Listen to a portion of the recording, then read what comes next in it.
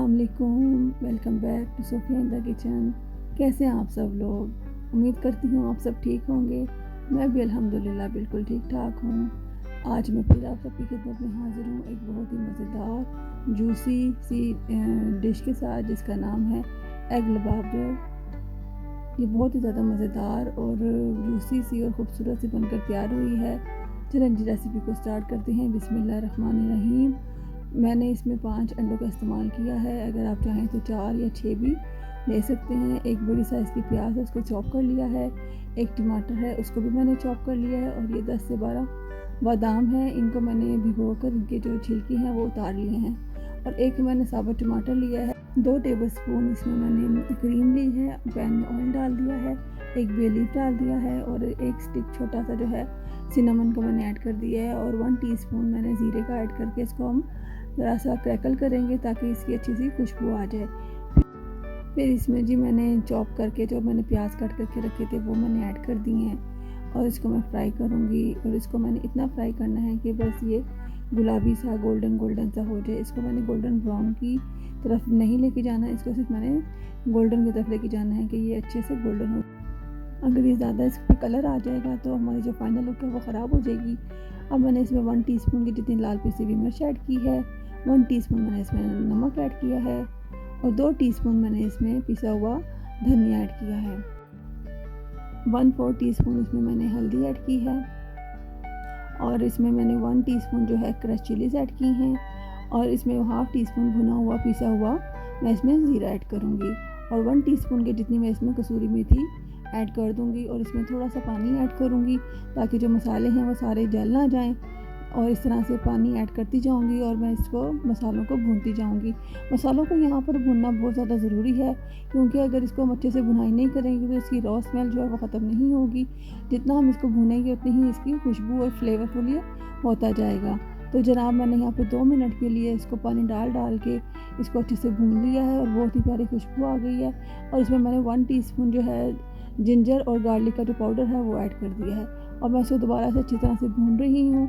और यहाँ अगर आपको मेरी वीडियो अच्छी लगी है तो काइंडली आप मुझे सब्सक्राइब कीजिए, वीडियो को लाइक कीजिए और शेयर कीजिए। और यहाँ पे मैंने चॉप किए हुए टमाटर भी ऐड कर दिए हैं ताकि इसको भी इसमें डाल के थोड़ा सा मैं भूनूंगी ताकि ये भी थोड़े से घुल मिल जाए, इसमें रच मिट जाएँ। तो यहाँ पर इसको भूनने के बाद जो मैंने बादाम और जो एक साबुत टमाटर रखा हुआ था उसमें थोड़ा सा पानी ऐड करके मिक्सी में मैंने इसकी पेस्ट सी बना ली है और इसमें ऐड कर दूँगी। और ये इतनी आसान और क्विक से बनने वाली रेसिपी है, जब आपका कुछ मूड ना हो बनाने के लिए तो डिनर और लंच में आप इसको बना सकते हैं। ये बहुत जल्दी झटपट से बन जाएगी। तो जी 5 मिनट हो गए हैं।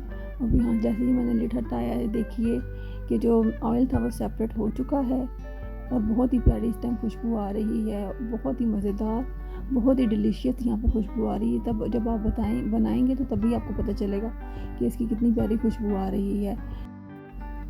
ठीक है जी। और यहाँ पर जो मैंने 1/4 कप 2 टेबलस्पून के बराबर जो फ्रेश क्रीम ली थी अब मैं यहाँ इस स्टेज पे यहाँ पर डाल दूँगी इसमें।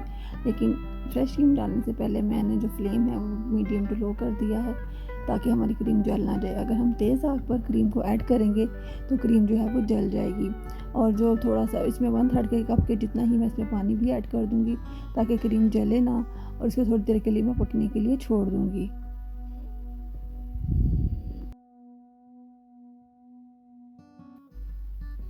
यहाँ पर हमारी ग्रेवी बनकर बिल्कुल रेडी हो चुकी है।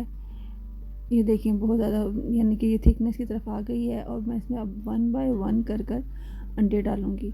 अंडा जो है मैंने थोड़ी सी गैप में डालूँगी, मैं बिल्कुल साथ साथ या ओवरलैप करके अंडे बिल्कुल नहीं डालूँगी। यहाँ पर मैंने थोड़े से डिस्टेंस के साथ ही मैंने अंडे डालने हैं।